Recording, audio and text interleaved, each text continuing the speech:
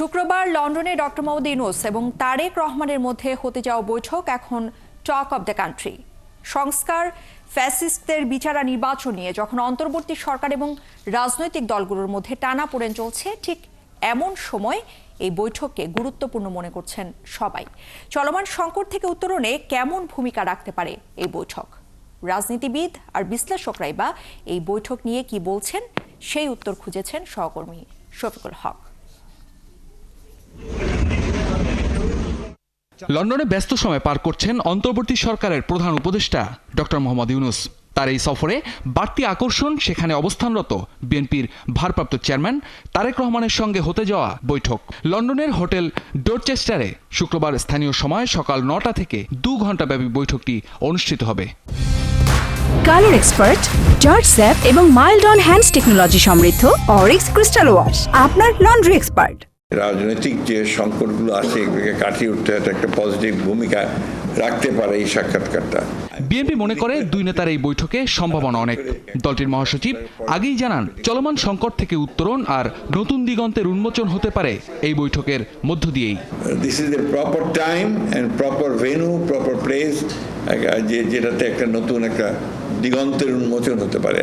যুগপৎ আন্দোলনের শরিক দল আর নিবন্ধনের অপেক্ষায় থাকা শিক্ষার্থীদের নতুন প্ল্যাটফর্ম এনসিপিও ইতিবাচক হিসেবে দেখছে এই বৈঠককে। এখানে চলমান সংকটের স্পষ্ট সমাধান না এলে তা জাতির জন্য দুর্ভাগ্যের হবে বলেও মনে করছেন তারা।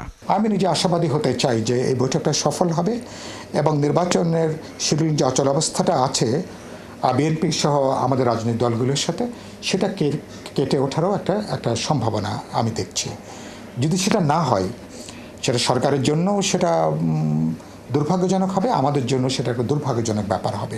আমাদের দিক থেকে আমরা আহ্বান জানাবো বিএনপির প্রতি যে দলীয় এজেন্ডার বাইরে যেগুলো এই মুহূর্তে জাতীয় স্বার্থ, জাতীয় এজেন্ডা, স্বৈরতান্ত্রিক ব্যবস্থাকে নির্মূল করে একটা গণতান্ত্রিক ব্যবস্থা কায়েম করার লক্ষ্যে যে ধরনের সংস্কার জরুরি, এই সংস্কার প্রশ্নে তারা নমনীয়তা দেখাবে এবং আন্তরিকতা দেখাবে, যেটা বাংলাদেশের মানুষের চাওয়া।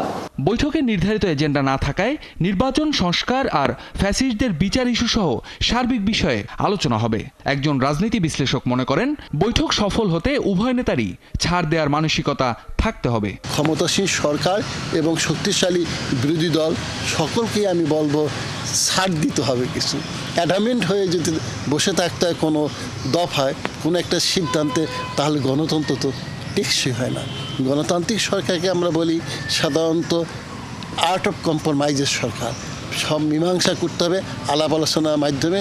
এটা কৌশলটা এমন মীমাংসার কৌশল নিতে হবে যে যত সুন্দর কৌশল নিতে পারবে সেই তত সাকসেসফুল লিডার হিসেবে আবির্ভাব হবে। ফ্যাসিস্ট আওয়ামী সরকার পালিয়ে যাওয়ার পর সংকট উত্তরণে হওয়া জাতীয় ঐক্যে যে ফাটল দেখা যাচ্ছে, বৈঠকের পর সেটি কেটে যেতে পারে বলেও প্রত্যাশা এই বিশ্লেষকের। অথবা রাজনৈতিক সমস্যাগুলো সেটেল করতে হয় আলাপ আলোচনার মাধ্যমে। শফিকুল হক, ৭১, ঢাকা।